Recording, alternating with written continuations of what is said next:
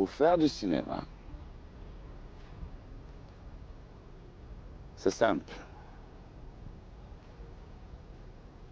Il faut fermer les yeux. Est-ce que vous avez fermé les yeux? Alors vous fermez les yeux.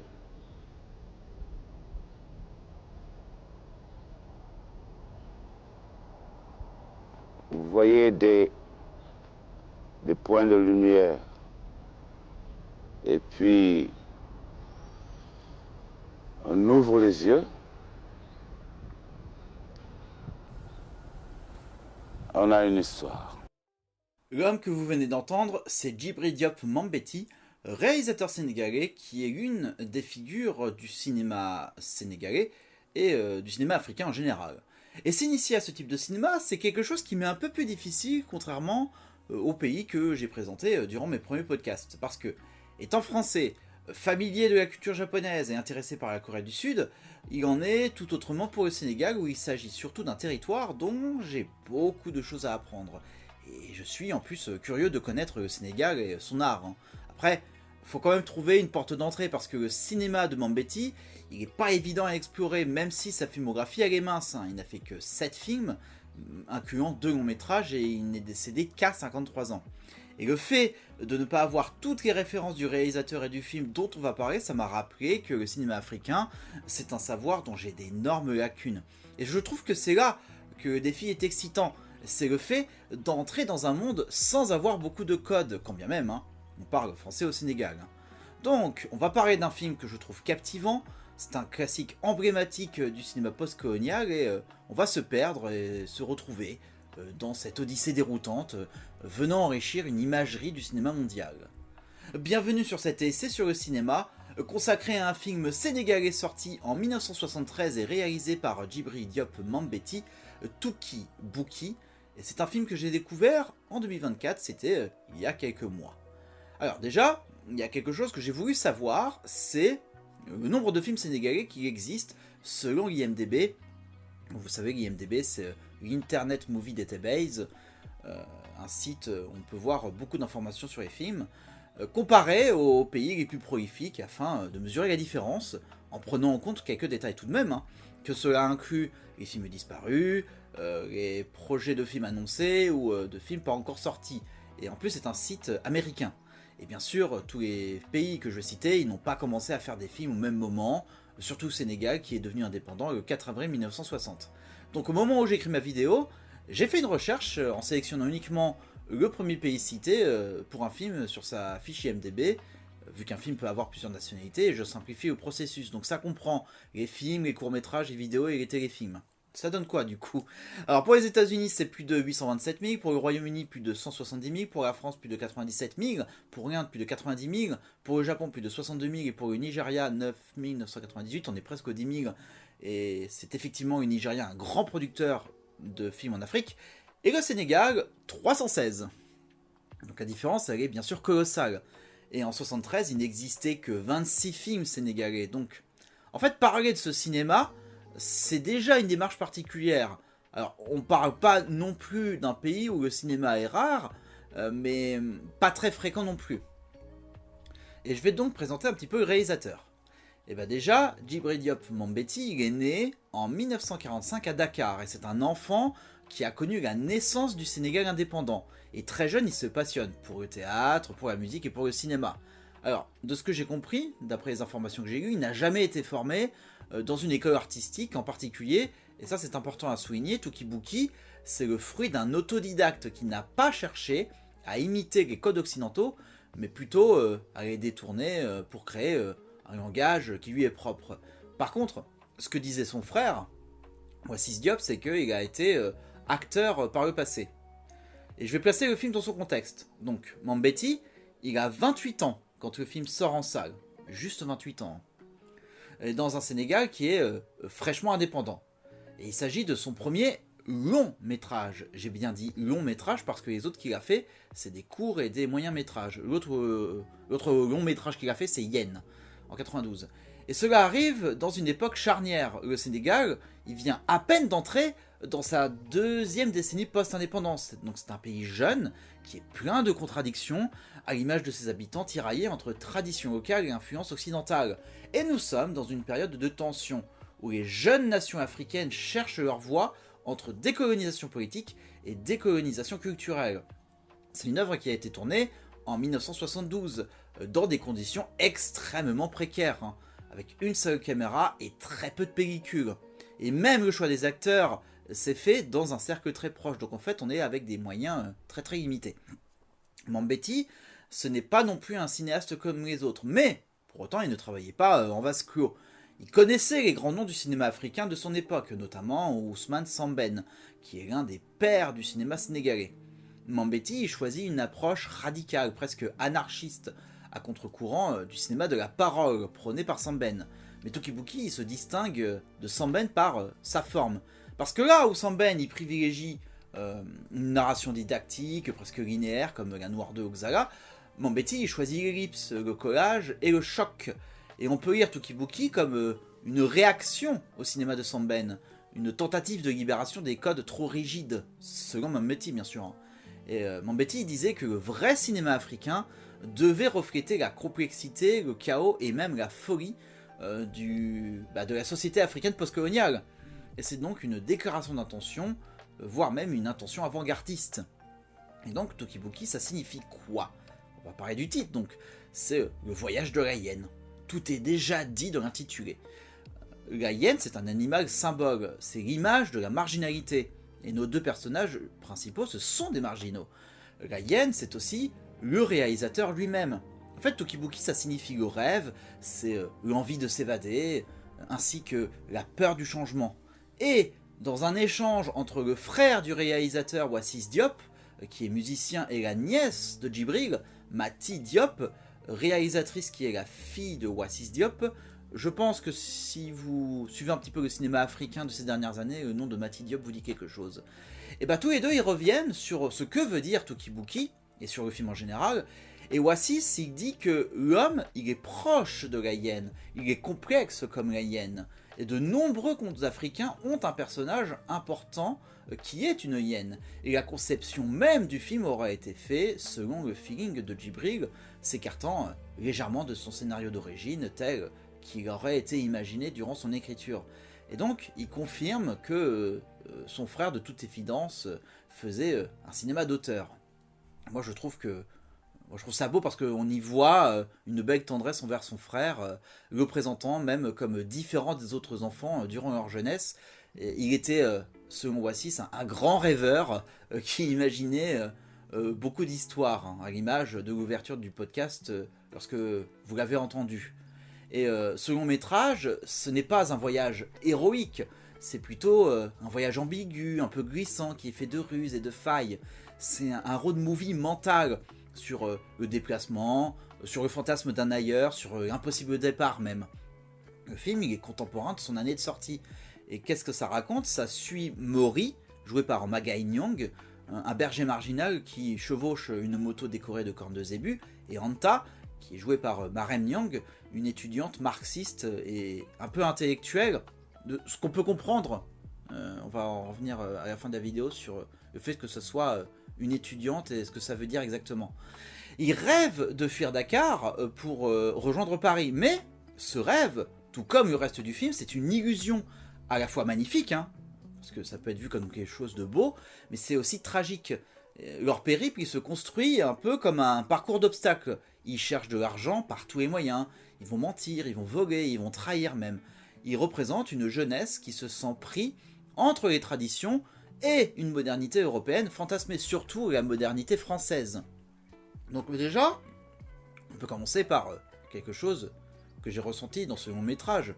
C'est que j'ai trouvé que c'était une œuvre inclassable, qui dépasse les catégories simples. Et c'est quelque chose que j'apprécie tout particulièrement, c'est le fait d'avoir un film où tu sais pas trop dans quel tiroir le ranger. Alors, pas seulement parce qu'il s'agit d'un film venant d'un pays où je ne suis pas familier, hein, que ce soit sa culture en particulier, sa culture cinématographique ou son histoire, hein, mais à cause du jeu d'acteur et surtout des choix esthétiques. Surtout des choix esthétiques vraiment, hein, parce que le jeu d'acteur, on peut trouver des similarités chez d'autres réalisateurs d'auteurs. Hein.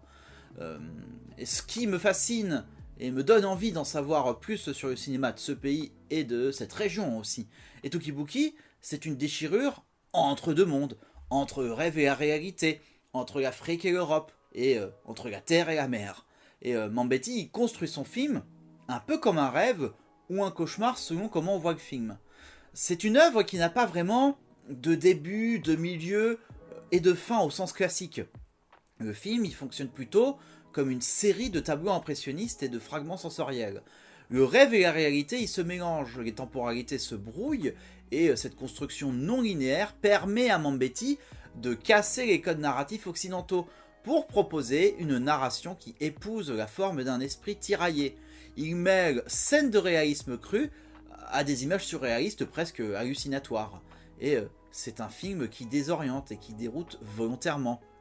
Le réalisateur, il explore le rêve avec une ironie mordante, en soulignant son caractère illusoire et sa fonction d'échappatoire pour Anta et Mori qui rêvent de la France. C'est un moment clé qui est révélateur de cette dynamique dans le film, la scène où il y a des Français qui sont caricaturalement condescendants et qui discutent des Sénégalais dans un langage empreint de néocolonialisme. On a un ton paternaliste de la part de ses interlocuteurs qui renforce la critique de l'emprise idéologique de l'Occident sur les esprits africains. On a même une femme qui parle d'un de ses boys, montrant assez facilement l'esprit ou l'idée d'un esprit se voulant dominant. Si elle pouvait, je pense qu'elle aurait dit un esclave plutôt. Et Mambéty va filmer cette séquence avec une distance volontaire. On a des voix qui sont parfois off, des plans fragmentés, un peu comme si cette réalité coloniale n'était qu'une rumeur omniprésente et envahissante. En fait même tellement envahissante qu'on peut remonter dans notre passé par rapport à 2025. Il n'y a pas besoin d'aller très loin. On remonte à 2002, et je vais reparler de la Coupe du Monde de foot, mais pour une autre raison que pour Kikujiro. La Coupe du Monde de 2002, elle se joue au Japon et en Corée du Sud, et pour le premier match, la France, qui était championne du monde en titre et qui avait tout gagné pendant 4 ans, quasiment, la France va jouer le Sénégal au premier match. Et en plus, il y avait des discours dans les médias en disant « Non mais la France, on est trop fort, on va gagner la Coupe du Monde encore, et on va atomiser les Sénégalais. Oh non, non, on peut pas ne pas battre une équipe dont le territoire a été une de nos colonies, c'est pas possible. » Alors qu'en plus, ils avaient des joueurs vraiment très bons au Sénégal. Et qu'est-ce qui s'est passé à la fin avec ces discours? Alors la faute n'est pas à rejeter sur les joueurs en soi ou le staff. Eux, ils font leur boulot, et même s'ils étaient crevés ou quoi que ce soit, ils ont mal joué. Mais ce qui est certain, c'est que les médias, ils en ont fait tout un pataquès. Et à la fin, c'est l'équipe du Sénégal qui a battu la France avec un but de Papa Bouba Diop, encore un Diop. Pour remonter à des discours, alors c'était pas non plus oh là là, les esclaves ou quoi que ce soit, non, non, c'était pas ça non plus, mais il y avait un mépris de la part des médias.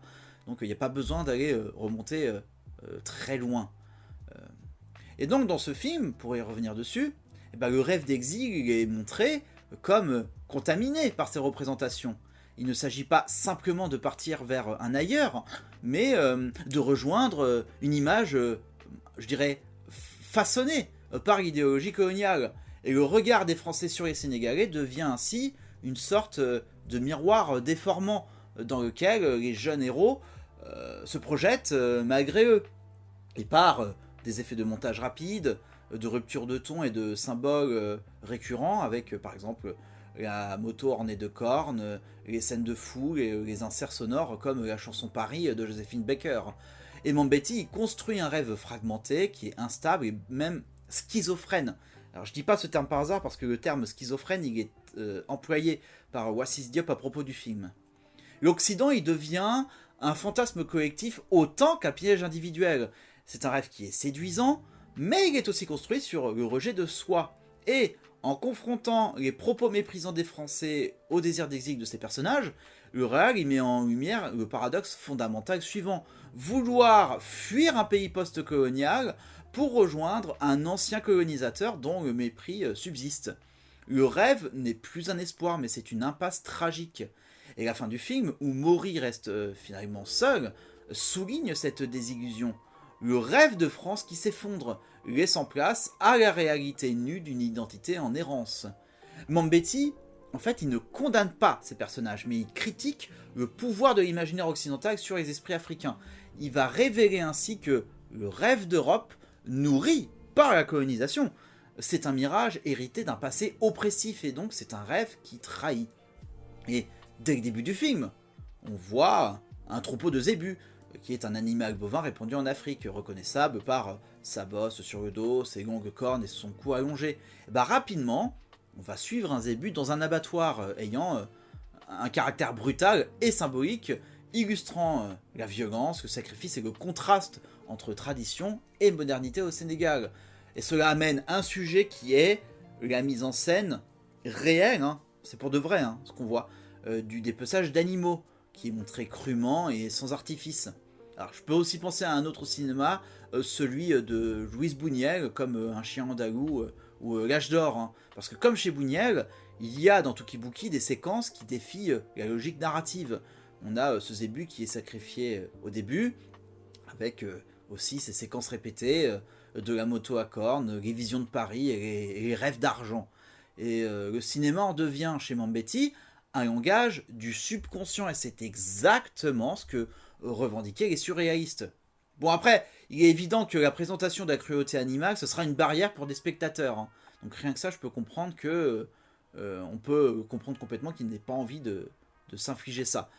Il y a de quoi être dérangé hein, par des scènes qui sont explicites d'abattage d'animaux, donc s'il y a un public qui ne veut pas voir cela, bah, je pense qu'il faut le respecter. Alors je précise tout de même que le réal, il le montre pour le critiquer. C'est pas un regard neutre qu'il a. De toute façon, est-ce que la neutralité existe en cinéma? Parce qu'en parlant de neutralité, et ben dans l'ouvrage Notes sur le cinématographe, Robert Bresson il insiste à plusieurs reprises sur l'idée que tout choix est signifiant et donc qu'aucun réalisateur ne peut être neutre. Même le simple fait de poser une caméra quelque part et de choisir un cadre ou un angle de vue, c'est déjà un acte de création et d'interprétation du réel. Parce que selon Bresson, le réel n'est pas ce que l'on voit, mais ce que l'on doit voir. Et cela implique que la caméra ne peut jamais être simplement un œil objectif. Elle sélectionne, elle oriente et même elle transforme. Et Bresson, il rejette l'idée d'un réalisme naïf ou d'une simple reproduction du monde, parce que, selon lui, le cinéaste impose toujours une vision même, et surtout quand il prétend ne rien imposer. Il pense qu'il ne faut pas tout montrer, et qu'il faut même en suggérer plus. Et ce n'est pas en filmant ce qui se voit qu'on donne à voir, non plus. En fait, ces remarques soulignent qu'il y a toujours une intention derrière l'image, même dans les gestes les plus discrets ou épurés. Bresson, il valorise une forme de cinéma de l'ellipse et même du retrait, mais c'est un retrait qui est un choix esthétique fort. Et Oasis Diop, dans le même échange que je citais plus tôt, il nous explique que son frère il a voulu filmer son lien avec sa propre culture. Et bien sûr, les choix d'angle et de prise de vue n'en sont pas anodines. Et cela nous amène à d'autres thèmes, hein, parce qu'en plus du colonialisme, Touki-Bouki, je pense que c'est d'abord un film sur la fuite. Alors pas seulement la fuite géographique, mais aussi une fuite identitaire. Mambetti il nous tend un miroir brisé, et ce miroir nous amène à réfléchir. Mori et Anta, ils fuient une réalité qui ne leur convient pas, mais ils n'ont pas de véritable destination. L'obsession du départ est omniprésente. Paris, ce n'est pas un lieu, c'est plutôt un mirage ou un échappatoire. C'est un Eldorado inaccessible, un rêve nourri par les médias, une promesse de modernité et de style, et même un peu de libération. Mais c'est une promesse qui est vidée de sens parce qu'ils idéalisent Paris, mais sans jamais y être allés. Alors moi, ça me fait penser à des parallèles qu'on peut faire dans d'autres contextes, hein. Ne serait-ce que les jeunes Français qui idéalisent le Japon. On peut parler de Kiku-Jap ou de bandeurs du Japon plutôt, en se basant uniquement sur les animés et les mangas. Mais on peut avoir la même chose pour les Français qui veulent aller aux États-Unis ou en Australie. Bon, on peut imaginer beaucoup de parallèles possibles. Donc dans le film, la fuite, elle devient un cercle vicieux. Mais Touki-Bouki, c'est aussi un film sur le désir d'ailleurs, de différence et d'émancipation. Le désir surtout de créer son propre récit. Mori et Anta, ce sont des anti-héros qui refusent de jouer le rôle qu'on leur assigne. Ils veulent réinventer leur identité.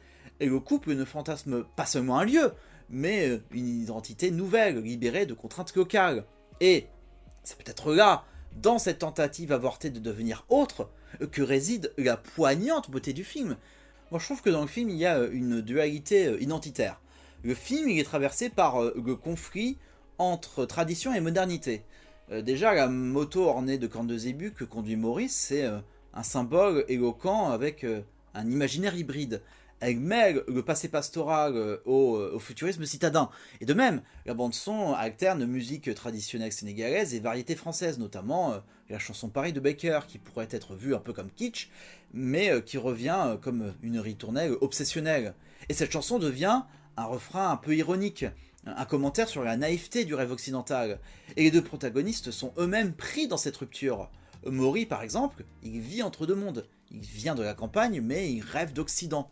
Et sa moto, elle devient le symbole de cette transition. C'est un outil de modernité, mais qui est décoré d'un crâne de zébu, donc c'est un rappel de ses racines. C'est à la fois un ancrage dans le monde rural et simulacre de puissance moderne. Et aussi, difficile de ne pas évoquer le Sénégalais Cheikh Anta Diop, on a beaucoup de Diop dans cette vidéo, qui est une figure centrale de la renaissance culturelle africaine. Dans l'ouvrage Nation Nègre et Culture, il rappelle « Une culture ne meurt que si elle n'a plus de porteurs ». Or, dans Tokibuki, cette culture, elle semble en ruine. Les traditions, elles sont ridiculisées ou folklorisées. Et même le griot n'est plus au centre. Et je vais revenir plus tard sur le griot. Et le zébu, qu'on voit au début, il est égorgé dans une scène très graphique, dans une scène très brutale. C'est un symbole du sacrifice de la culture traditionnelle sur l'autel du consumérisme. Et le film devient alors un cri pour retrouver une continuité historique, même une langue propre. Et on a autre chose à noter, c'est que Maury, il se tient debout dans la voiture, ou dans une voiture en se mettant nu. Et on voit Anta seins nus plusieurs fois, ou alors le ventre découvert avec la chemise ouverte. Cette nudité, elle est visible à plusieurs moments. C'est un besoin de se libérer au sens corporel. Un peu comme si Mambéty il tournait en dérision des attraits du Sénégal. Et de ce que je vois, c'est que montrer cette nudité, c'est un peu à contre-courant de ce qu'il aurait vécu.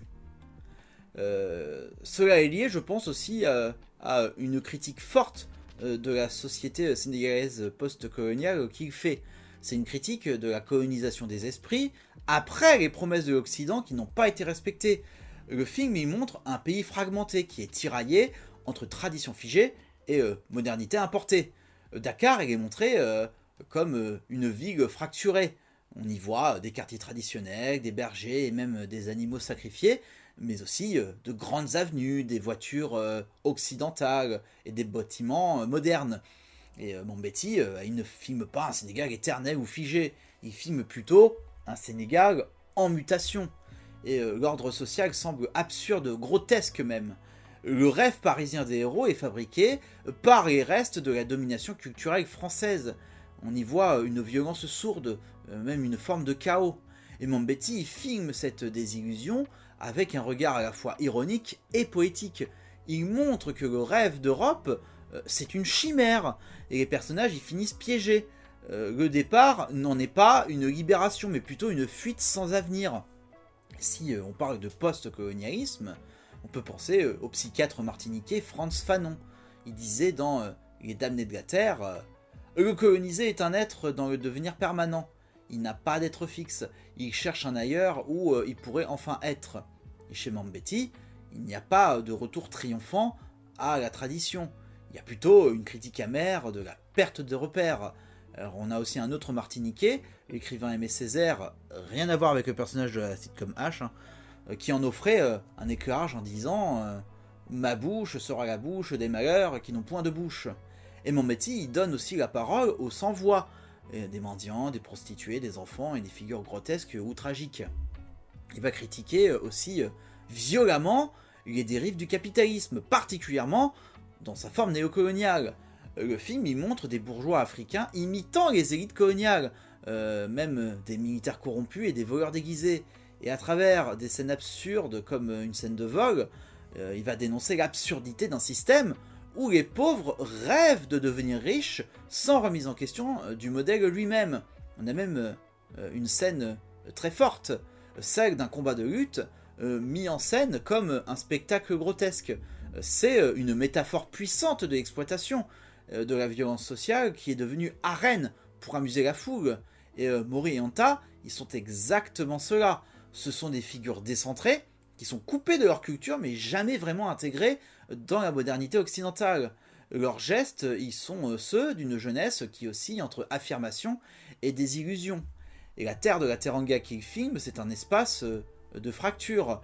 Il n'idéalise ni son pays, ni l'Afrique et ni l'Europe. On pourrait dire que Mambéty, il est dans la désillusion totale, ce qui rejoint la posture de Césaire, la nécessité d'inventer un ailleurs. Et même, tout au long du film, Mambéty, il juxtapose des images de pauvreté réelle avec des symboles de richesse occidentale. On voit des scènes de marché désordonnés, de violence, d'exploitation, qui contrastent avec des publicités pour des produits de luxe ou des musiques européennes qui symbolisent une vie rêvée. Et ce contraste visuel et sonore illustre comment le capitalisme promet le bonheur tout en creusant les inégalités et en niant les réalités locales. La quête d'argent de Mori et Anta, leur tentative de voler pour financer leur départ, ça montre aussi que l'accès à cette vie capitaliste passe par la trahison des valeurs communautaires. Leur rêve il est construit sur une illusion, celle que le salut se trouve ailleurs, dans la consommation et l'exil. Mais cette fuite, elle est vaine. Alors, Tokibuki, c'est un film qui dénonce non seulement l'aliénation provoquée par le capitalisme mondialisé, mais aussi l'aveuglement d'une jeunesse en quête d'un ailleurs fantasmé. Mambéty, il moralise pas, hein. Il va montrer avec douceur les conséquences d'un monde où le capitalisme a replacé les repères culturels, il a remplacé les repères sociaux et spirituels. Et autre chose aussi à noter dans le film, c'est la question de la langue. Mambéty, il aborde d'une façon assez intéressante. Alors, au Sénégal, aujourd'hui, la seule langue officielle, c'est le français. On a 40% de la population qui parle en Wolof et 15% parlent en peu, d'après les chiffres que j'ai lus. Et dans Tokibuki, les langues Wolof et françaises, elles coexistent et leur emploi n'est pas neutre. Le Wolof, qui est donc la langue majoritaire au Sénégal à l'origine, de ce que j'ai compris, c'est celle du quotidien, c'est celle de l'intimité et du réel. C'est la langue que parlent les personnages dans les interactions locales entre Mori et Anta, avec les villageois et dans les rues de Dakar. Et le français, en revanche, est utilisé dans les discours officiels, les publicités, à la radio, ou encore dans les situations associées à l'administration, à la culture bourgeoise. Et bien sûr, quand il y a des Français. Le français, il devient le symbole d'un pouvoir post-colonial encore très présent, et dans un monde idéalisé pour certains personnages, notamment Anta. C'est un bilinguisme qui reflète la dualité psychologique et culturelle des personnages. Le français est aussi lié au rêve d'exil vers la France, en particulier Paris, qui est une ville fantasmée comme un espace de liberté, de modernité et de réussite. Par exemple, quand les personnages écoutent une publicité ou un reportage en français, il s'agit souvent d'un discours séduisant mais creux, révélant un contraste entre les promesses de modernité occidentale et la réalité vécue par les jeunes Africains. Et l'alternance des langues devient ainsi un outil politique et esthétique. Donc, elle souligne la fracture entre tradition et modernité, et entre enracinement et aliénation. Le Wolof, il ancre les personnages dans leur réalité sociale, tandis que le français exprime une aspiration parfois illusoire à une vie meilleure ailleurs. Et cette tension linguistique traduit une tension identitaire profonde, symptomatique de l'héritage colonial. Donc, l'usage des langues dans Tokibuki révèle les tensions identitaires d'un pays post-colonial, tandis que la critique du capitalisme met en lumière les mécanismes de domination néocoloniale et les désillusions de la modernité imposée. Donc le film il invite à réfléchir à la place de l'Afrique dans le monde et du Sénégal, entre héritage et avenir, et entre désir et désenchantement. Et tout cela, comment est-ce qu'il va le montrer esthétiquement, le réalisateur ? Esthétiquement, déjà le film c'est un véritable objet de curiosité. Mambéty il détruit toute linéarité narrative et propose une expérimentation, et ça c'est quelque chose que j'adore. Je trouve que le montage il est sans doute l'un des éléments les plus marquants de l'œuvre. Mambéty s'éloigne volontairement de toute logique de continuité. Et dans son mémoire universitaire sur Djibril Diop Mambéty, Julie Delourimier a décrit son cinéma ainsi en incluant Touki-Bouki. Regorgeant de ruptures narratives et de disjonctions image-son en faisant coexister différentes temporalités de façon déroutante, le cinéma de Mambéty se distingue franchement de la linéarité, du réalisme social et du didactisme auquel ses confrères ouest-africains nous ont habitués, et ce de manière particulièrement évidente dans Touki-Bouki, le film à l'origine de sa reconnaissance mondiale. Et Delourimier, elle va citer Elisabeth Lécré, qui a travaillé sur le cinéma africain en disant « Touki-Bouki n'est pas seulement pour le débutant Mambéty un coup de maître, et pour le cinéma africain d'une manière de chef-d'œuvre. C'est aussi le premier film qui, construisant un complexe et chatoyant paysage spatio-temporel où se mêlent présent et futur, réalité et fantasme, ici Dakar et ailleurs Paris, inventant des transitions d'une force, d'une brutalité et d'une beauté à couper le souffle, fait entrer le cinéma africain dans l'âge de la rupture et du chaos, du clivage physique autant que mental. Delourimier qualifie aussi le film comme rebelle, ajoutant ceci. Se moquant ouvertement des instances du pouvoir, quelles qu'elles soient, et rendant compte sans discrimination de la présence d'influences culturelles de tous horizons, il n'adhère à aucun discours idéologique et embrasse la réalité du Sénégal post-colonial dans toute sa complexité. Et elle cite aussi une analyse d'André Gardy, en disant « Chaque moment du film, chaque image, chaque son, directement ou indirectement, renvoie à se signifier, qui est le déchirement entre deux cultures, sans jamais l'actualiser dans une suite dramatique, au sens étymologique, d'événements.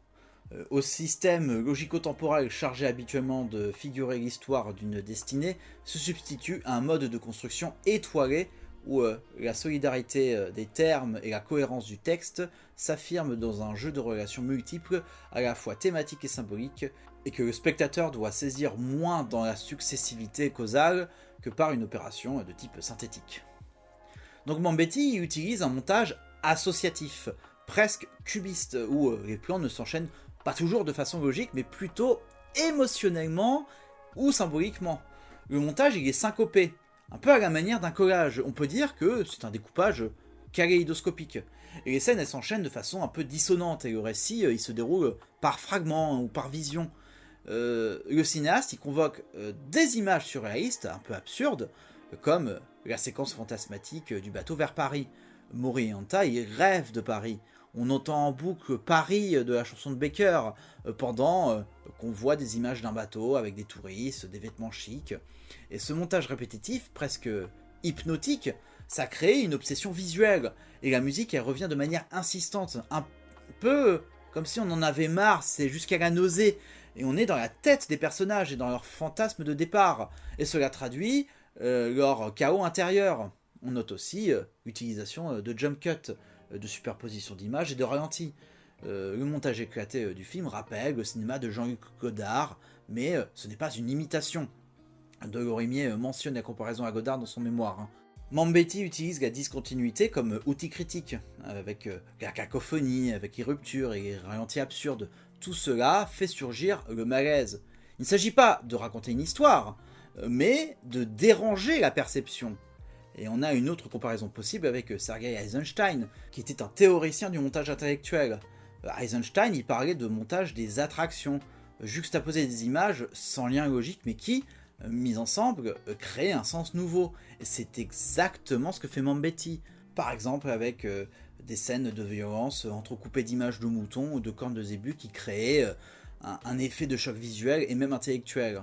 Donc en fait, le spectateur, il est sans cesse poussé à réfléchir, à faire des liens. Et Delourimier précise que Mambéty a mis dans son film une africanité et une certaine authenticité du geste.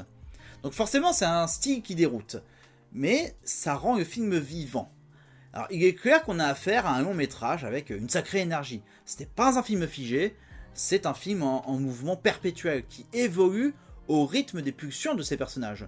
Mambéty ne filme pas pour expliquer, il filme pour faire ressentir. Il détourne le langage cinématographique classique pour créer une expérience sensorielle.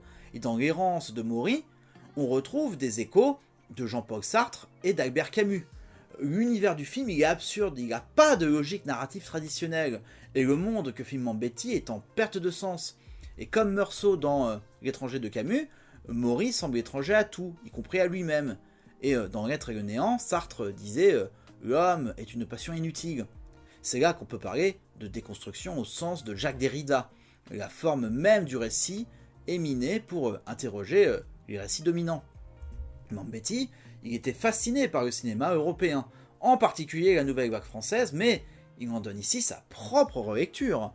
Et je parle bien ici de sa lecture personnelle au nom de Mambetti, pas forcément au nom du Sénégal ni de l'Afrique.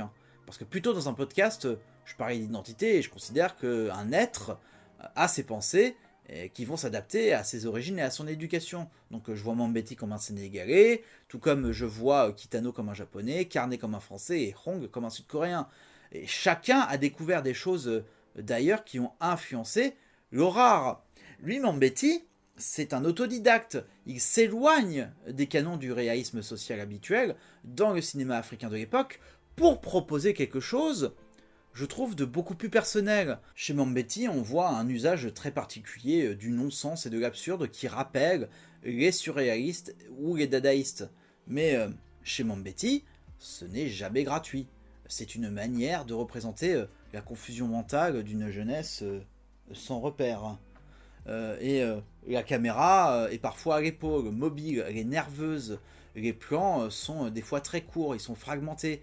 Parfois, au contraire, très longs et contemplatifs. Il n'y a pas de ton homogène.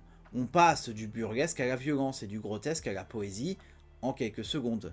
Mambetti utilise très peu de plans classiques champ contre champ. Mambetti préfère les plans d'ensemble ou les plans très serrés. Il va casser cette grammaire classique pour imposer un rythme propre à son univers.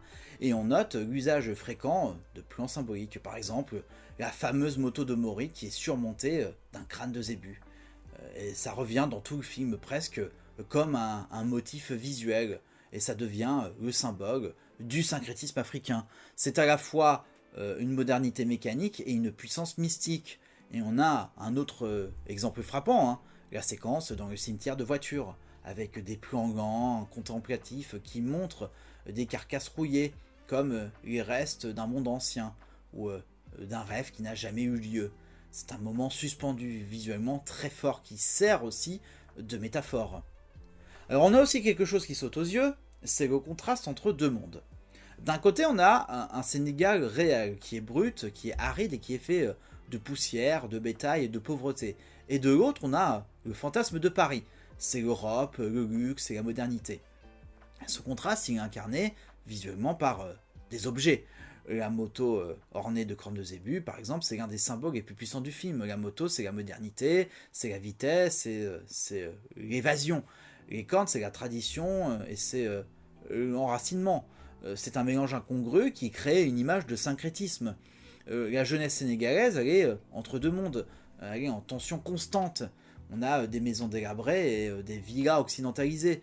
Maury et Anta, ils errent dans des espaces désordonnés et des maisons pauvres ou en ruine. Les quelques maisons qui sont plus riches sont soit inaccessibles, soit caricaturales, comme la maison de l'homme homosexuel où Maury va voler de l'argent.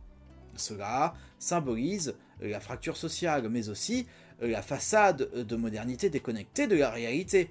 Et comme Maury, cet homosexuel est bien évidemment en marge de la société.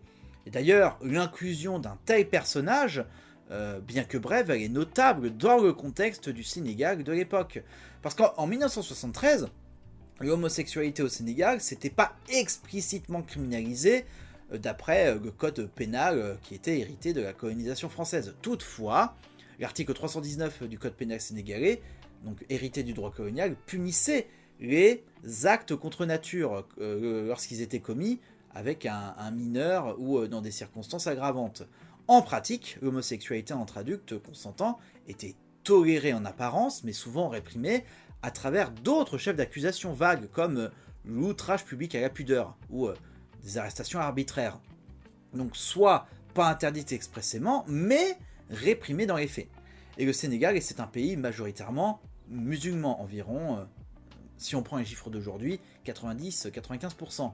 Et avec une forte tradition soufie, incluant la tijania et le mouridisme. Et les valeurs sociales conservatrices dominaient largement à cette époque. et l'homosexualité était perçue comme contraire à la morale, à la religion et aux valeurs traditionnelles. Elle était souvent niée publiquement ou renvoyée au silence, même si elle existait dans les marges. Certains milieux intellectuels par exemple, ou artistiques, ou des lieux urbains discrets. Et la pression religieuse et sociale, bien que moins politisée qu'aujourd'hui, stigmatisait fortement les homosexuels qui devaient vivre leur orientation dans une grande clandestinité. Et de plus, les normes culturelles précoloniales et coloniales s'étaient mêlées pour produire un rejet fort de tout comportement déviant de l'hétéronorme. Et ainsi, ce personnage dans le film peut être interprété comme une critique de l'Occident et de ses fantasmes sur l'Afrique, autant qu'un reflet des réalités marginales locales, un symbole de déracinement culturel et de tension entre tradition et modernité, et un exemple d'ambiguïté volontaire de Mambéty qui cherche à déranger et à confronter le spectateur. Et vers 46 minutes de film, Maury porte la valise sur la tête.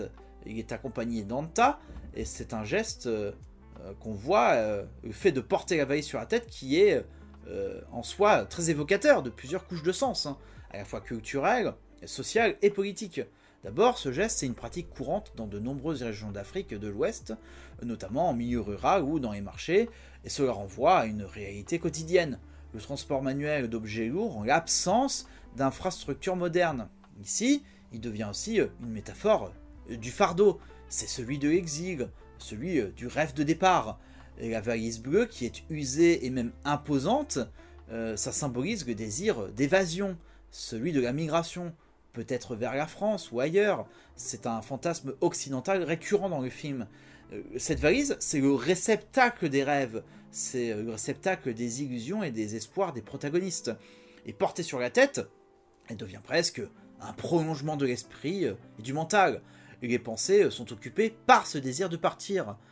Et à ce moment-là, on voit Anta qui est en habit traditionnel, je dis bien à ce moment-là, et elle regarde la scène. Elle semble incarner, durant cette scène, la terre natale, elle représente la culture, la tradition, ou même la réalité immobile face à la fuite en avant. Elle semble ancrée, elle est posée, tandis que l'homme, il regarde vers l'avenir ou vers l'inconnu. Et ce qui est en fait curieux, quand on connaît la fin du film. Et ce contraste entre immobilité et mouvement renforce l'ambiguïté du projet migratoire. Est-ce une fuite ou une quête? Et la lourdeur de la valise suggère aussi que le départ, ce n'est pas libérateur, mais pesant, chargé de sacrifices et de contradictions. Et l'arrière-plan, entre architecture en ruine et végétation aride, place la scène dans un espace de transition, ni totalement urbain, mais ni vraiment rural. C'est une métaphore du pays en mutation, en quête de lui-même. Et dans Tukibuki, même les objets les plus proches de la réalité, ou du quotidien, ils sont investis d'un pouvoir symbolique. Mambéty utilise les objets comme on écrit des poèmes. Chaque détail est chargé. On a le seau d'eau par exemple, au début du film, on voit des femmes porter des seaux sur la tête. Et ben, ce geste du quotidien, c'est un motif récurrent. Ça devient le symbole de la condition féminine et du poids quotidien, de la stabilité face aux rêves fugaces de Maury et Anta. Et on a une autre figure féminine qui, elle, fait peur aux enfants d'après les dires de Wesley Diop, c'est la sorcière avec son couteau, qui représente l'Afrique dans sa dimension politique dont on parle dans les contes africains. C'est celle qui surveille ceux qui enfreignent les règles. On a d'autres objets qui incarnent directement l'échec du rêve des migrations ou la trahison des aspirations. C'est les radios ou les haut-parleurs. On a des sons qui sortent de vieux haut-parleurs rouillés dans des lieux misérables. Et l'illusion, elle est sonore, mais la réalité, elle est bien là. On a aussi une bouteille cassée, on a des objets volés, et quand Maury vole ou se bat, les objets, ils prennent à ce moment-là un rôle violent. Ce sont des armes, ce sont des preuves de désespoir. Et même le billet de bateau. C'est l'objet ultime du rêve, c'est le ticket d'or. Mais à la fin, Maury, il n'embarque pas sur le bateau. Donc du coup, l'objet, il perd son pouvoir magique, il en redevient un simple bout de papier. Et donc les couleurs, ça il faut en parler, parce qu'il y a des choses qui se remarquent, et même les lumières qui montrent, par le regard de Mambéty, un Sénégal contrasté. Comme tant de cinéastes, il utilise ces couleurs comme un langage sensoriel. C'est un film qui est saturé, qui est flamboyant et même brûlant. Et les rouges, ils sont intenses. On a des bleus profonds et on a des jaunes poussiéreux. Chaque décor, chaque costume participe à une palette sensorielle très marquée. On a les scènes en extérieur qui sont baignées de lumière naturelle qui écrase.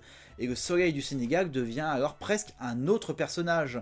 Ce soleil dessine les contours du pays, sa rugosité, son âpreté. Et la lumière devient une écriture. Elle fait jaillir les contrastes entre les aspirations modernes et le quotidien rural. Et dans certaines séquences, la lumière est volontairement surexposée pour accentuer la tension. Et d'autres fois, elle est filtrée à travers des tissus ou des rideaux qui donnent un effet presque théâtral ou symbolique. Et donc dans ces couleurs, j'ai parlé du rouge, parce qu'elle est assez visible. Et bah, le rouge c'est quoi? C'est le sang dans l'abattoir, c'est une voiture, un pull, des fleurs, celui qui est habillé en rouge avec les paris du jeu de cartes, un vêtement de Mori. En fait, Mambetti, il emploie le rouge non seulement comme accent visuel, mais aussi comme vecteur d'émotion, de tension et de dualité. Le rouge, il agit comme un fil conducteur dans le récit brisé du film, liant le réel et le fantasme, la tradition et la modernité, ou même le rêve et la violence. Le rouge, c'est la couleur du désir. Le rêve de Mori et Anta de quitter Dakar pour Paris, c'est teinté d'inspiration passionnée, presque irréelle. Et bien ce rêve, il est souvent évoqué dans des scènes où le rouge domine, suggérant une intensité émotionnelle, une chaleur intérieure ou une tension latente. Les vêtements rouges comme un t-shirt, un chapeau, un foulard même, ça exprime à la fois une rébellion contre les normes sociales et le rattachement à l'idée d'un avenir ailleurs. C'est aussi la couleur de la violence. Le film ne cache pas les confrontations sociales et les conflits de classe et les brutalités vécues par les personnages. On voit le rouge dans des scènes marquées par l'agression ou la dissonance, comme évidemment lors des sacrifices d'animaux ou des affrontements sociaux, ce qui renforce l'idée intérieure des personnages qui sont tiraillés entre deux mondes. Et Mambetti, il ne présente pas Paris comme une utopie simple, mais comme un mirage dangereux. Et ainsi, le rouge devient une alerte, un peu une mise en garde. Le rêve d'Occident peut être séduisant, mais il est souvent teinté de violence et d'aliénation. Et de manière plus abstraite, le rouge agit comme une couleur de rupture. Il marque les transitions entre séquences réalistes et oniriques, introduisant un climat de trouble ou d'éveil sensoriel. Et à l'image du montage fragmenté du film, le rouge surgit de façon non linéaire, soulignant la discontinuité du récit et le désordre émotionnel des protagonistes. Et enfin, le rouge peut être lu comme une métaphore du lien entre passé et futur. Il évoque la tradition, donc le sang des rituels ou les tissus africains, tout en renvoyant à la modernité, avec les feux de signalisation, les motos, les voitures. Il sert donc à illustrer les contradictions d'une société post-coloniale en mutation, où les anciens repères se brouillent. En somme, chez Mambetti, le rouge c'est une couleur polysémique. Il exprime le désir ardent, la violence latente et l'illusion coloniale et l'identité fracturée. Et sa présence constante et symbolique dans Tukibuki témoigne d'un cinéma engagé qui est poétique et critique, où chaque détail visuel participe à la construction du sens. Donc, avec tout ça, de ce que j'ai présenté avant, il est certain que le film peut ne pas plaire, comme toute œuvre, hein. Et certains reprocheront peut-être un manque de professionnalisme dans les réalisations techniques, hein. Mais bon, est-ce que parmi eux, on aurait des vidéastes experts en cinéma qui inventent l'expressionnisme allemand des années 1960, ou que Retour vers le futur, film de 85, est issu de Nouveau Hollywood? J'espère pas, hein.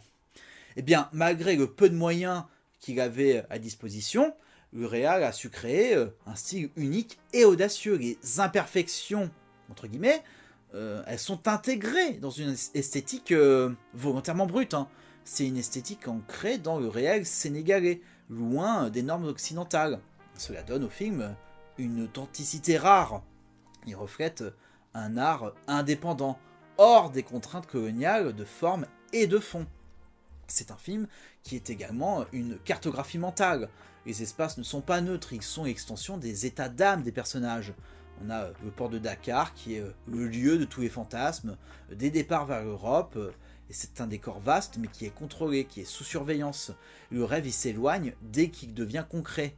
On a le cimetière et les carcasses de bétail, c'est une récurrence de la mort dans les paysages, avec des animaux égorgés et des ossements. Et cela traduit la violence du quotidien, mais aussi l'échec du rêve moderne.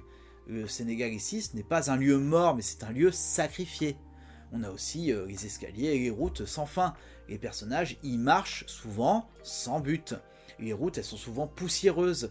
Les escaliers interminables. Cela symbolise une quête sans fin, avec un cheminement intérieur et une errance spirituelle. Et vers 23 minutes, on voit un objet à l'arrière de la moto où Anta posera sa main durant une scène où on entend un soupir venant d'un rapport charnel avec Mori. Et ben, c'est un symbole religieux traditionnel, souvent associé aux pratiques spirituelles et culturelles africaines. Il ressemble à une espèce de croix stylisée ou à un objet rituel en métal qui est utilisé possiblement dans un contexte syncrétique mêlant tradition locale et influence chrétienne. Et plus précisément, c'est une forme qui pourrait évoquer une croix de protection ou un objet de pouvoir dans les pratiques mystiques, comme celle du vaudou ou d'autres spiritualités africaines, où les formes géométriques et les métaux ont une signification symbolique forte. Le fait qu'il soit brandi vers la mer, ça peut renforcer son rôle rituel ou spirituel dans le récit du film, qui explore les tensions entre tradition et modernité, entre enracinement et exil. Alors, je reviens dessus, mais Anta et Mori, ils partagent une scène d'intimité sexuelle. Et bien cette séquence, elle est traitée de manière poétique et symbolique, caractéristique du style du réalisateur.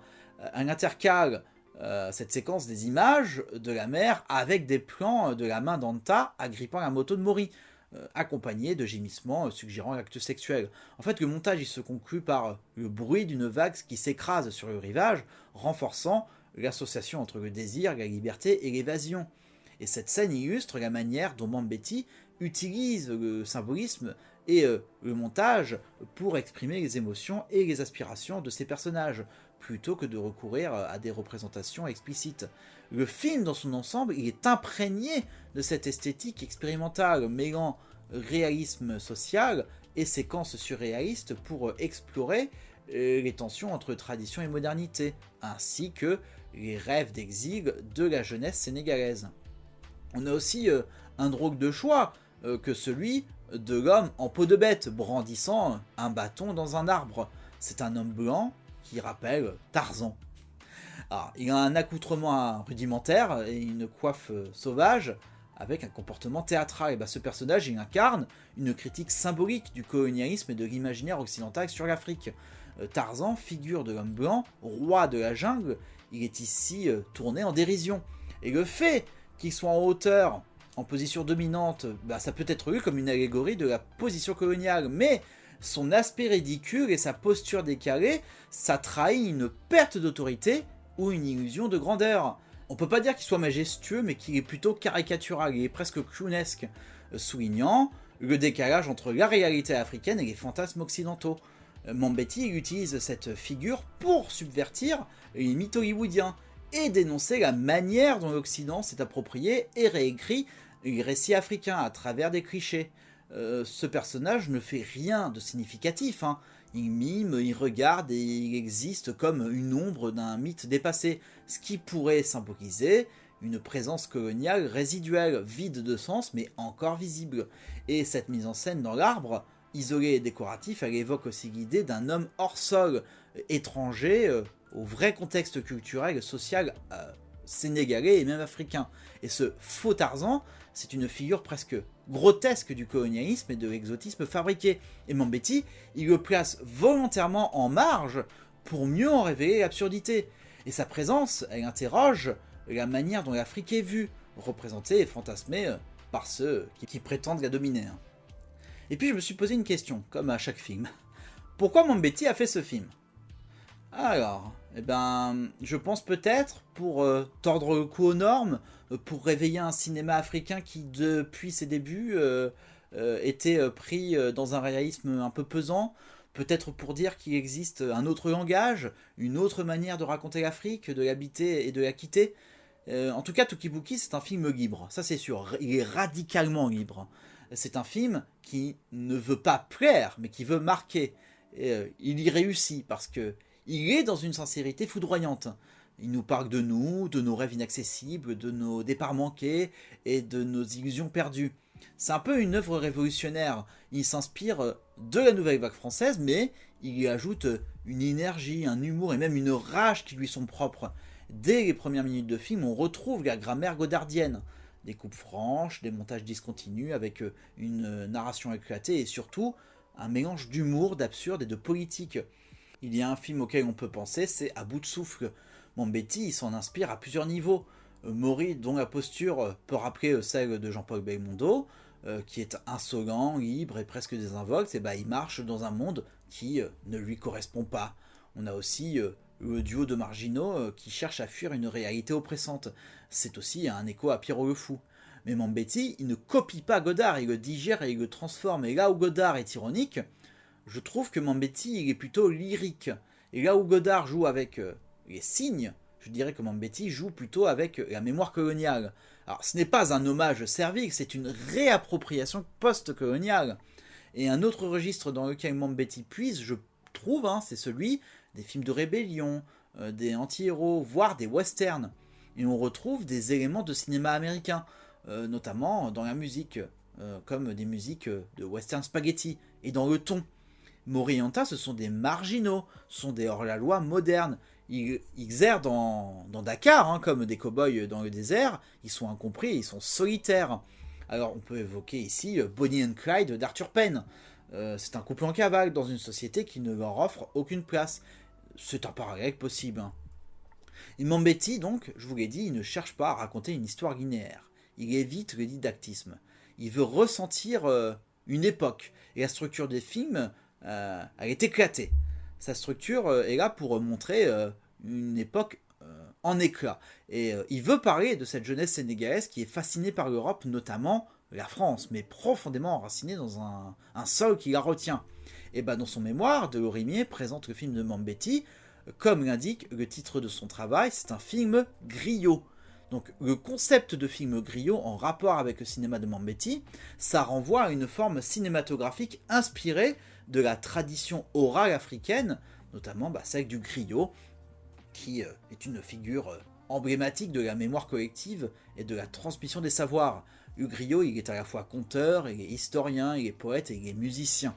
Et dans cette logique, le film griot se distingue du cinéma occidental classique par sa structure narrative, sa symbolique et sa portée politique. Et chez Mambetti, le film griot ne se contente pas de raconter une histoire linéaire, il adopte une narration fragmentée, souvent poétique, où les ellipses, les métaphores visuelles et sonores et les ruptures de ton évoquent les performances des griots traditionnels. Cette esthétique mêle satire, mythologie, réalisme social et rêve. Et Delorimier, dans son mémoire, met en lumière cette approche en soulignant que le cinéma de Mambetti prend en charge un rôle similaire à celui du griot, transmettre une parole critique, parfois prophétique, sur la société sénégalaise post-coloniale.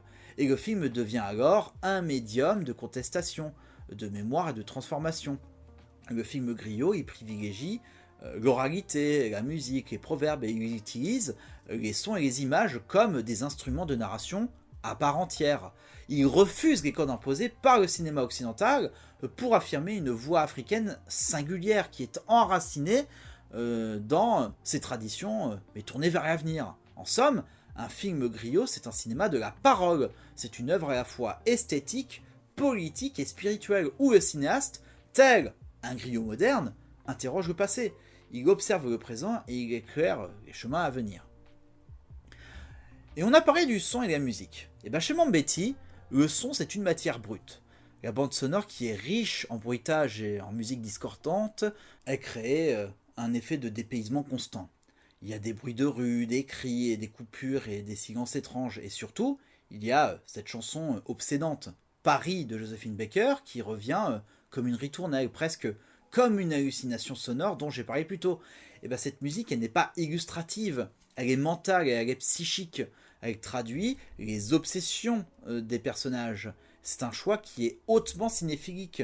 En plus, Joséphine Baker, c'était une figure afro-américaine emblématique de l'exil, de la séduction de la France, mais aussi du malentendu culturel. Et en répétant cette chanson, Mambetti critique la fascination pour l'Occident, tout en montrant sa puissance symbolique. et le son en devient ici un outil de narration autant qu'une référence culturelle. Et le traitement sonore participe à cette impression de déséquilibre et de vertige. On est toujours sur le fil entre réel et fiction, et entre ce qui est entendu et ce qui est ressenti. C'est une bande-son de l'inconscient. On entend souvent des sons en décalage avec l'image ou des musiques populaires utilisées de manière ironique. Tout cela est lié aussi au jeu des acteurs, qui est fascinant. Mori, interprété par Ma Gainyang, est à la fois désabusé et exalté. Il a un regard fuyant, il a une présence difficile à saisir. C'est une sorte de cow-boy des rues. Et Anta, qui est jouée par Ma Nyang, elle est plus assurée, elle est plus volontaire, mais les deux, ils incarnent une jeunesse déchue, un peu flottante. Et leur jeu, il n'est pas théâtral, il est brut, il est presque documentaire, mais il est toujours habillé d'un voile d'abstraction. Alors, il faut aussi dire que Mambéty, il travaille avec des non-professionnels. Donc, cela ajoute à cette impression de vérité tordue et de réel troublé. Ce ne sont pas des personnages, ce sont des figures et des présences. Moré et Anta, ce ne sont pas des héros au sens classique. Ils ne gagnent rien, ils fuient. Et leurs gestes, ils sont souvent contradictoires. Ils ont des dialogues qui sont rares et leurs actions parfois même illogiques. Mais c'est justement cela que Mambéty veut montrer. Un chaos psychologique de cette jeunesse post-coloniale. Et leur mise en scène est souvent distanciée. On les filme de loin ou de biais, comme s'ils étaient eux-mêmes étrangers à leur propre vie. Et parfois au contraire, la caméra les traque de très près, notamment dans les scènes de fuite ou de rêve. Leur manque de sympathie, c'est pas un défaut, mais c'est plutôt une volonté de casser les archétypes et de montrer des personnages plus humains, faillibles et en quête d'identité. Et le film est aussi riche en symboles. Donc on a la scène de l'abattoir qui est brutale, qui confronte le spectateur à la réalité de la mort, qui peut être lue comme une métaphore du sacrifice de l'identité locale. L'alternance entre la ville et les zones rurales souligne aussi le décalage entre aspiration moderne et ancrage culturel. Donc on peut lire Tukibuki comme une tragédie nietzschéenne. Nietzsche, il disait dans Ainsi parlait Zarathustra, l'homme est une corde tendue entre la bête et le surhumain. Et Moré et Anta, ils refusent l'ordre établi, l'ordre colonial, la tradition figée et le mimétisme occidental. Leur rêve de France, ce n'est pas une fuite, c'est une tentative de transfiguration. Mais leur échec montre qu'aucun salut ne peut venir de l'imitation. Il y a même un proverbe africain qui dit le léopard ne se fait pas zèbre en changeant de peau. Et donc, comment se termine le film? Bon, j'ai déjà évoqué un petit peu avant. Leur fuite, elle va se heurter à la réalité et le film se conclut sur une rupture. Anta, elle embarque seule, avec la musique de Baker en fond, tandis que Mori, il va renoncer à la dernière minute et il va retourner dans sa solitude. Et ça se termine sur un choix. Ce geste, simple mais fondamental, résume le message du film. Fuir n'est pas toujours la solution. Et le film se termine exactement comme au début avec le troupeau de zébus. Et tout ce chemin, pour ça. Et le bateau, il part sans Mori, qui symbolise l'impossible exil. Et la fin du film, donc, elle est ouverte et elle pose la question que reste-t-il quand le rêve s'effondre? En fait, Mambéty, il ne juge pas, mais il montre que partir, ce n'est pas toujours se libérer. Et parfois, rester, c'est résister. Il y a même un proverbe wolof qui dit l'oiseau à beau voler haut, il revient toujours sur terre. Alors que Anta, elle tente de fuir ce monde absurde, croit, elle, à la fuite comme salut. Mais le retour final de Mori, qui reste seul, semble répondre à Albert Camus. Il faut imaginer Mori heureux, peut-être, dans sa fidélité à la terre. Et Wasis Diop disait que son frère se montrait lui-même. En fait, Djibril n'a jamais eu de carte de séjour et il était attaché à son pays et à l'Afrique. Il montrait que c'était une déchirure de partir de son pays. Djibril, il était fier de sa racine quand même. Hein. Il n'est pas allé tourner des films en Europe comme certains de ses collègues cinéastes. Et contrairement à des idées farfelues de l'extrême droite, le film, bien qu'il soit de 1973, donc un an avant l'arrivée de Giscard d'Estaing en tant que président français, il nous montre que cette envie de partir en France, c'est surtout un fantasme, et s'il se concrétise, c'est une envie de voir ailleurs pour un besoin culturel et une volonté d'aider en retour le Sénégal. Pas juste une envie de rester volontairement en tant que clandestin ou juste pour profiter du système en tant que parasite. Et d'ailleurs, au passage, si on commence à débattre sur qui sont les vrais parasites de la société, on en aurait pour un moment à discuter. Hein. Surtout que c'est un moyen de fuir un avenir auquel il ne s'identifie pas. Puis le personnage d'Anta, c'est le cas typique de ces personnes qui partent. Déjà, c'est une étudiante, elle n'est pas sans diplôme ou sans compétences ou sans référence. Elle sait qu'elle pourra s'en sortir en France, même si ce sera difficile, d'autant plus que c'est une femme. Si vous voulez, Anta, elle ne correspond pas au modèle de la femme traditionnelle sénégalaise. Quand elle peut, elle porte des pantalons, et elle va adopter un style plus occidental, et elle affiche une attitude indépendante et rebelle. Cela peut être lu comme une volonté de rompre avec les rôles genrés imposés par une société patriarcale, une posture souvent associée au mouvement révolutionnaire de gauche.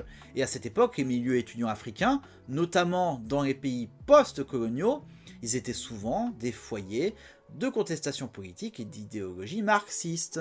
Et on peut supposer qu'elle est exposée à des lectures critiques du capitalisme, du colonialisme et de la bourgeoisie. Et bien que cela puisse sembler contradictoire, son désir de quitter le Sénégal peut être interprété non pas comme une admiration naïve de l'Occident, mais comme une volonté de fuir une société qu'elle considère bloquée. Et chez certains intellectuels marxistes postcoloniaux, l'exil était aussi vu comme un espace de prise de distance pour mieux revenir armé d'une conscience politique plus aiguisée. Et en montrant une jeunesse qui rêve de fuir le pays, le film semble pessimiste ou critique envers le continent. Alors toutefois, Touki-Bouki ne rejette pas l'Afrique. Je dirais plutôt qu'il critique plutôt les effets de la colonisation et de l'aliénation culturelle.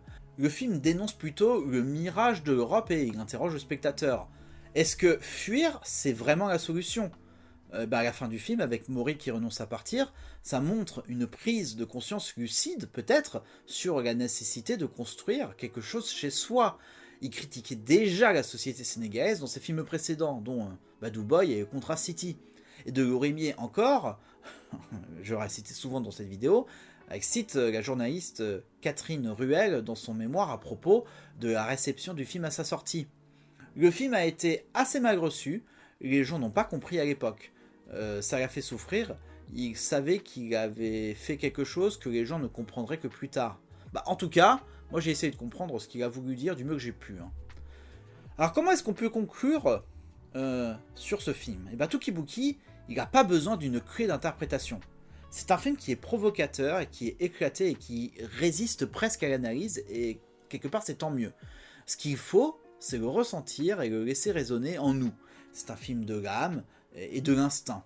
C'est pas un film facile, c'est un film qui bouscule et qui dérange et qui ne s'explique presque pas. C'est un film qui est libre et qui ose tout, parce qu'il parle d'un moment précis de l'histoire sénégalaise, tout en restant universel.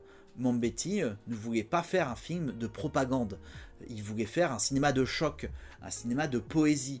Et Touki-Bouki, c'est un film qui est poétique, en forme de collage et de rêve interrompu. C'est une odyssée poétique et politique intime. Mambéty nous offre un regard sans concession sur une jeunesse déchirée entre deux mondes. Le film s'adresse à nous en nous disant que les gens n'oublient pas d'où ils viennent. Et Mambéty disait que le cinéaste africain ne doit pas chercher à imiter, il doit inventer.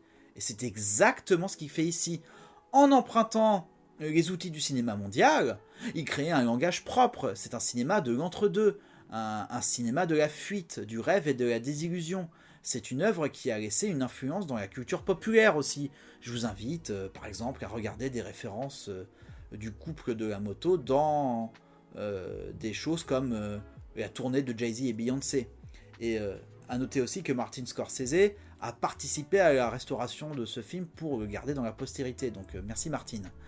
Donc on est en face d'une œuvre subversive sur la liberté, l'exil, l'aliénation, la jeunesse et le colonialisme.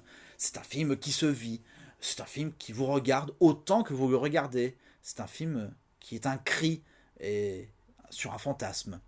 Et je terminerai par un proverbe arabe. Le caméléon ne quitte pas un arbre tant qu'il n'est pas sûr du suivant. Merci d'avoir écouté ce podcast. Je suis ouvert à la discussion à propos du film à travers les commentaires sous cette vidéo. Je vous souhaite un bon visionnage ou revisionnage de cette œuvre. Toutes les sources qui ont servi à la construction de ce podcast sont actuellement citées dans cette fin de vidéo et en description. Et je vous propose aussi d'autres films qui peuvent avoir un lien avec Tuki Buki. Basikanam.